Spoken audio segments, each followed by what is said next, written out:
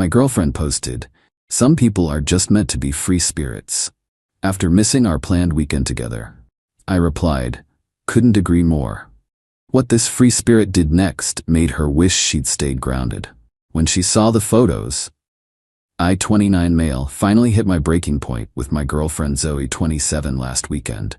We've been together for 2 years, and I'm done pretending her free spirit act is anything other than pure selfishness. Here's the thing about Zoe. She's gorgeous, artistic, has 15K Instagram followers who eat up her bohemian lifestyle content. Flowing dresses, sunset photos, inspirational quotes about following your bliss and not being caged by society's expectations. She works part-time at a boutique yoga studio and makes decent money selling her photography prints online. When we first met, I was mesmerized. She seemed so different from anyone I dated. Spontaneous, creative, passionate. She'd show up at my apartment at midnight with takeout from my favorite Thai place just because she was feeling the energy.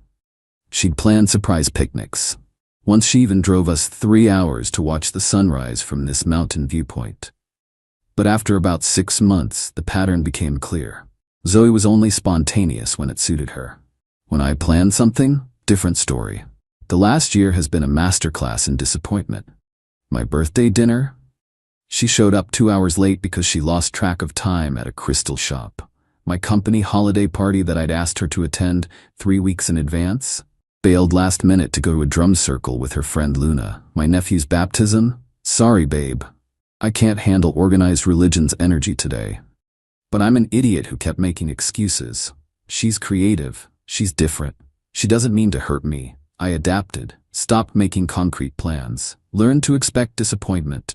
My friends started calling her Maybe Zoe because her attending anything was always a maybe. Last month I planned something special.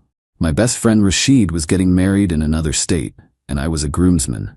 I asked Zoe to be my +1. Bought her plane ticket, booked us a nice hotel. She seemed excited, even bought a dress. The wedding was last Saturday. Friday afternoon, I'm packing when I get the text. "Babe, I'm so sorry but I can't do this. Weddings just feel so conformist to me right now. Plus Mercury is in retrograde. You understand, right? Follow your truth."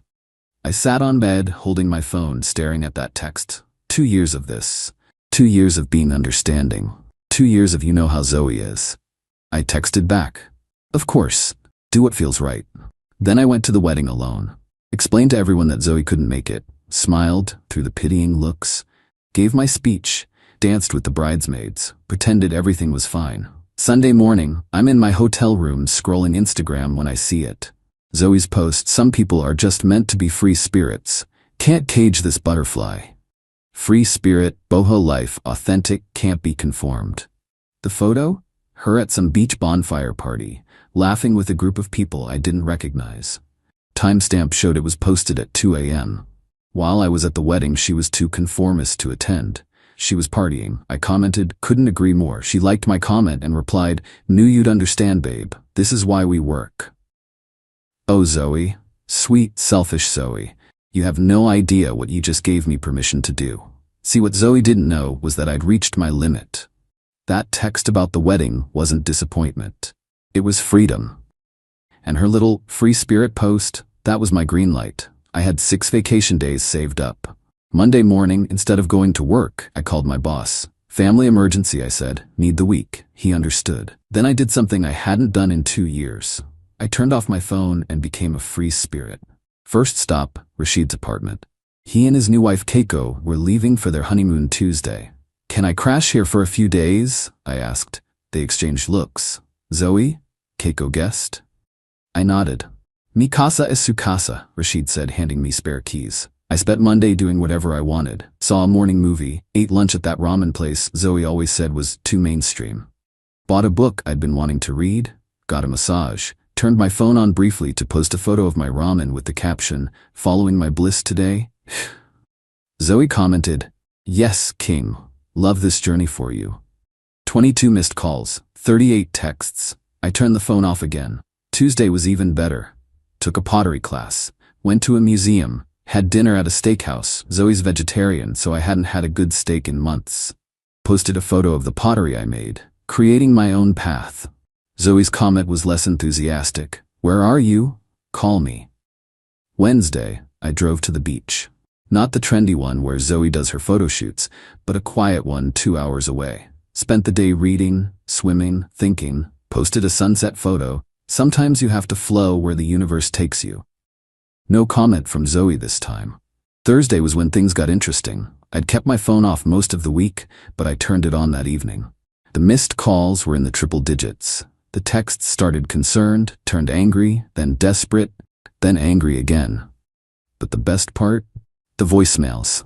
Zoe's journey from, "Hey babe, just checking in," to, "Where the hell are you? This isn't funny," was honestly therapeutic to listen to. But here's what really got her. Thursday night, I went to trivia with some coworkers. We've been inviting Zoe for months, but she always said pub trivia was too structured for her. I posted a group photo. Great minds think alike. Within minutes, my phone exploded. I finally answered. "Where have you been?" she screamed. "Following my truth," I said calmly. "Being authentic. You know, free spirit stuff. I've been worried sick. I went to your apartment. Your work said you had a family emergency." "Oh, did I forget to tell you? Sorry, I've just been so in the moment. You understand, right? Can't cage this butterfly." "This isn't funny. We had plans this week." I laughed. Actually laughed. "We did? Like the wedding we had plans for? Or my birthday dinner? Or the concert tickets I bought us last month that you forgot about?" "That's different." "How? You can't just disappear." "Why not? You do it all the time. I'm a free spirit." "So am I, apparently." "Couldn't agree more, remember?" She hung up. Friday morning, I posted my masterpiece, a photo collage. Me at the museum she'd promised to visit with me 6 times. Me at the restaurant she always canceled on. Me at the pottery class she said we'd take together. Me at trivia with friends. Me at the beach at sunrise. Caption: amazing week of spiritual growth. Thanks to my beautiful girlfriend for teaching me to be a free spirit. Sometimes you have to miss the planned moments to find the real ones. Blessed, free spirit, living my truth. I tagged her. Her friends saw it first. The comments were brutal. "Wait, didn't she miss your birthday for a sound bath?" Is this why she missed girls' night? Said she had plans with you? Yo, this is savage. Good for you, she does this to everyone, Tiba. The best comment came from her sister. Finally, someone gave her a taste of her own medicine. Team boyfriend 100%. Zoe called me 17 times in an hour. I was at work, so I let them go to voicemail. When I finally listened, she was crying. "How could you embarrass me like this? Everyone's laughing at me. My sister won't stop texting me. This is so cruel." I texted back, "Sorry, at work. You know that structured conformist place that pays for all our dates? Talk later?" She showed up at my apartment that night. Full meltdown mode. But here's the thing about Zoe. When she can't play the enlightened free spirit card, she's got nothing. "You humiliated me," she cried. "I posted about my week. How is that humiliating?" "You know what you did. That caption. Tagging me. I thought you'd be proud. I was following your example. This is different?" "How?" She couldn't answer, because we both knew it wasn't different. I just held up a mirror. "I'm done," I said quietly. "This relationship only works when it's convenient for you, when you want attention, affection, or someone to pay for dinner. But when I need you, when I want to plan something, you're too free-spirited to be tied down." "That's not true. Name one time in the last 6 months you've kept plans with me that I made in advance." Silence. "I can't do this anymore, Zoe. I need a partner, not a fair-weather girlfriend." "You're breaking up with me because I'm spontaneous?" "No, I'm breaking up with you because you're selfish. The free spirit thing is just your excuse." She left crying, but not before trying one last manipulation. "No one else will understand you like I do." "Good," I replied. "I'm tired of being understood. I'd rather be respected." Update. Hey Reddit. Figured I'd update since my inbox is flooded and apparently my story made it to Twitter. Here's what's happened in the past week. First, Zoe. Oh boy. Remember how I said she had nothing when she couldn't play the enlightened card? Well, she proved me wrong. She had one more card, the victim card. The day after our breakup, she posted this long Instagram story about how she'd been emotionally manipulated by someone who couldn't handle her authentic self. How she'd given her heart to someone who tried to dim her light. The best part? She ended it with, "Sometimes loving yourself means walking away from people who want to change you." Her followers ate it up.